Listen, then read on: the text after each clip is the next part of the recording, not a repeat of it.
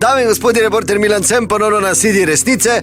Morda ste zasledili pred par dnevi novico, da je mogoče preko Bookinga v Ljubljani najeti tudi apartma, ki pa je v lasti slovenske cerkve, krščanske cerkve, in to je seveda zadosten razlog, da sem obiskal mariborsko nadškofijo, kjer sem pred prostori njihovega PR-ovca in mojega stalnega sogovornika očeta Drejca. No, tu je tudi usmiljena sestra Hermelina, pozdravljeni. Bog daj! Ja, Bog daj, gospa Hermelina, kaj oče Drejc je not? Not je, ja. Pa zdaj, ima mogoče kako zasebno daritev, molitev, ne bi ga rad moto, če moli. Pa kaj bo molo, če ni 2 uri, kaj z umaga prišel? Idite naprej. Oče Drejc, dober dan, zdravo. Ja, dober dan, hvaljen bodi. Hvaljen bodi, sem slišal, da si prišel z umaga, malo nazaj je bilo fajn, imaš barvo. Ja, pa dobro, barva je zraven tega, kar smo delali, ne. Zdaj, jaz si pač kot oče ne morem privoščiti, da bi ležal na plaži, pa pir pil, pa se igral, recimo tam, ne.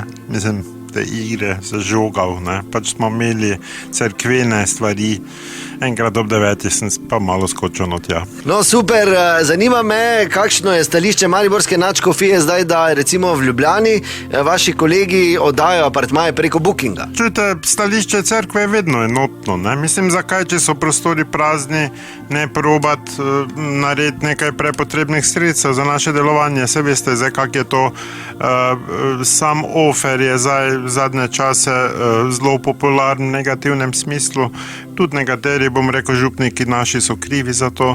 Namreč zadnjič sem celo slišal, da naj bi en rekel, to je sicer še nepreverjeno, naj ne mečejo kovancev not, ker to ruži in moti daritev, naj dajo samo papirnate.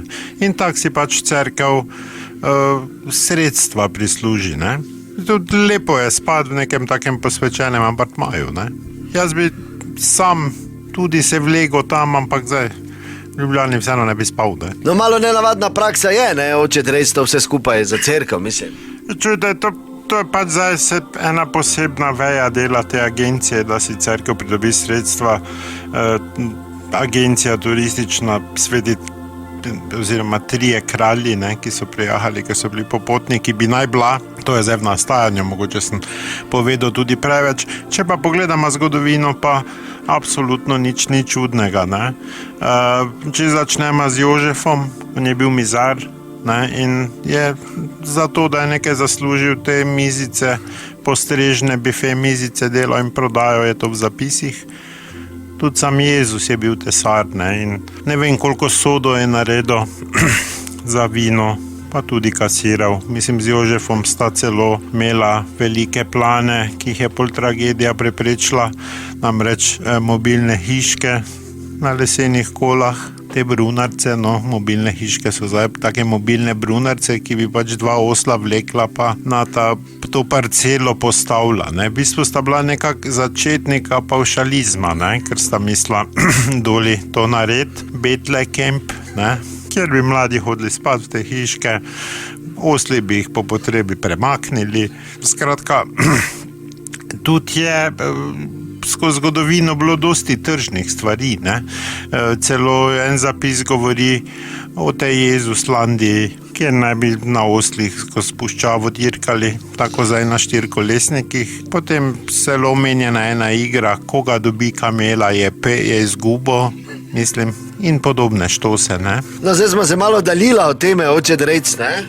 Dobro, glejte, če tak je, ko bomo enkrat združeni v to neko, bom rekel, agencijo, ki se bavi s turizmom, potem mogoče radi spali v Piranu, v cerkvenem apartmaju ali pa v Portorožu. Zdaj verjamem, da v Ljubljani noben iz Maribora ne rad spi, ne. Hvaljen bodi, Bog z vami. Ja, hvala lepa, oče Drejc, torej do naslednjič ne pozabite, resnica ni plenica, pa vendar marsikomu smrdi.